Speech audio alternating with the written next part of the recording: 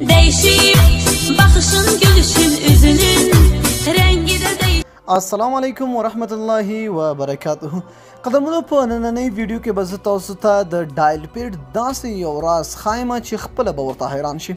دوستانو دغه ډایل پیډ په هر یو موبایل کې د ډایل پیډ څه ته وایي دوستانو، داسې کله هم تاسو نمبر میلاوئ دغې ته ډایل پیډ وایي، خو په دې کې داسې یو پټ راز پروت دی چې تاسو ترې خبر شي خپله به ورته حیران شي. آخر په دې ډایل پیډ کې داسې څه دي دوستانو؟ ډیر څه په دغه ډایل پیډ کې تاسو کولی شئ.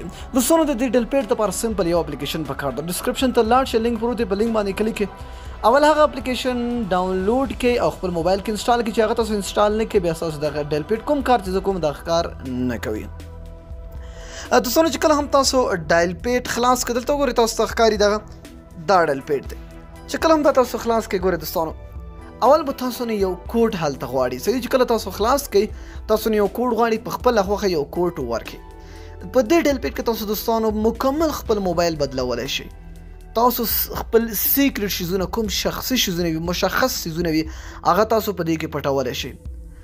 لاک دی، ګورئ یو خو لاک وي، صحیح ده، هغه لاک خو دلته معلومیږي. لاکر لکه داسې وګورئ تاسو دلته ما سره لاکر شته دی، دا وګورئ اپ لاک تاسو ته ښکاري دغه ده، صحیح ده، دغه ښکاري. خو چې کله هم دغه ډایل پیډ تاسو انسټال کړئ دوستانو، دا نو بیا بل رقم لاک دی. ګورئ ما کوډ دلته ورکړی، ګورئ چې کله زه کوډ خپل میلاوم، ګورئ تاسو ته ښکاري زما د موبایل سکرین مکمل بدل شو.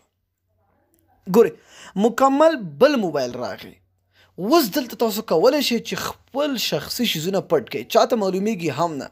هغه ډایل پیډ چاته به معلومات نه کړي. ګورئ دوستانو تاسو دلته ښکاري دغه به ووهئ، دلته یو هغه دا ایډ دی، دا به سکپ کړئ. دا وګورئ دوستانو دغه تاسو ته یو لاک دی. په دې جمع باندې تاسو کلیک کړئ، تاسو څه پټول غواړئ، ویډیو، عکسونه، ویډیوګانې، ایډ البم، څه چې تاسو پټول غواړئ هماغه باندې به کلیک کړئ. تاسو ته ګورئ دلته انټرنل سټوریج، ګورئ تاسو چې څه پټول غواړئ هغه ټول تاسو سمپل کلیک کړئ او څه وکړئ دلته یې امپورټ کړئ. نو دا وګورئ تاسو دلته فولډر هم جوړولی شئ، فولډر نه جوړوئ نه تاسو دلته هم پرېښودلی شئ. نو ګورئ دوستانو دا دلته زما دغه یو پټ کړی دی، نو دا هلته به نه شو کوي، تاسو سره به دلته دغه موبایل کې وي. ښه دا اوس پټ شو تانه. اوس تاسو څنګه کولی شئ دې نه واپس وځئ؟ سمپل ده دوستانو، سمپل دې نه تاسو ووتلی شئ. ګورئ واپس به هغه ووهئ، دا وګورئ په کومې باندې چې بندېږي هغه بېرته ووهئ، بېرته تاسو دلته راغلی. نو ګورئ دوه موبایله شو.